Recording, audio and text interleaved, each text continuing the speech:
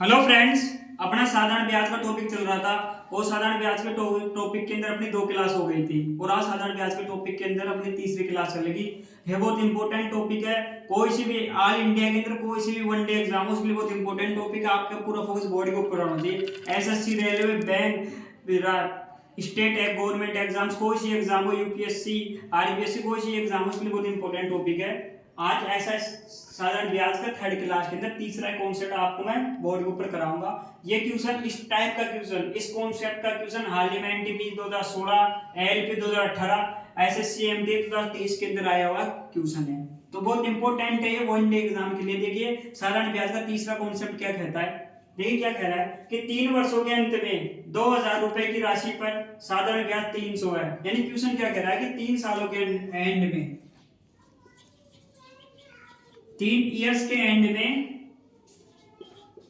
2000 रुपए की राशि पर जो एसआई है ना, 3 सालों के अंत में, 3 सालों के अंत में, समझे आप, 3 सालों के अंत में 2000 रुपए पर जो एसआई ब्याज, साधारण ब्याज बना ना, वो 300 रुपए है। समझे आप। तो ट्यूशन क्या कहना चाह रहा है कि समान दर पर और समान अवधि के लिए, समान दर पर, समान रेट ऑफ इंटरेस्ट पर,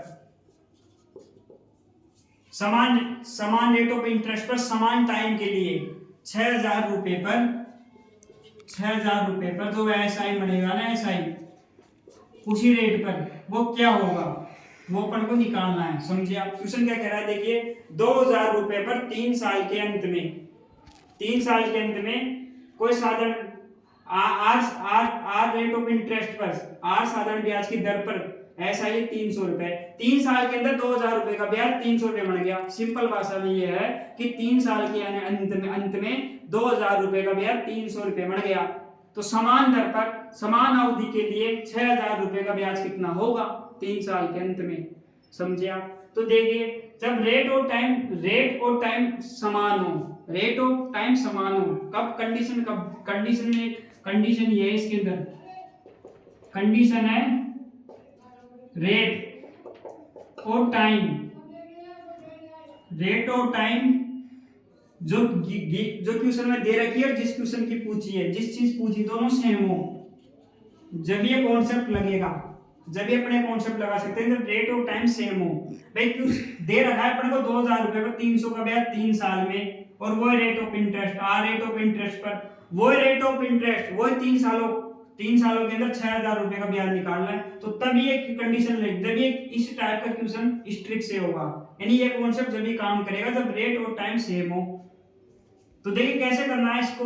2000 रुपए पर भी 3 साल के अंत में 300 का ब्याज बनता है, तो 6000 रुपए का 3 सालों के अंत में कितना ब्याज बनेगा, वो रेट ऑफ इंटरेस्ट पे। तो देखिए कैसे 2000 3 साल में, मतलब 2000 6000 कितने टाइम में होंगे, 2000 का 6000 कितने गुणा में होगा, 3 गुणा। 6000 2000 का कितना गुणा है, ये 6000 है, 2000 का कितना गुणा है, 3 गुणा है। 6000 का 2000 3 गुणा है। तो इधर इसी तरह से देख लीजिए, जब तो ब्याज भी 3 गुणा आ जाएगा, तो ब्याज भी 3 गुणा आ जाएगा, 3 3 900 हो गया। समझे आप।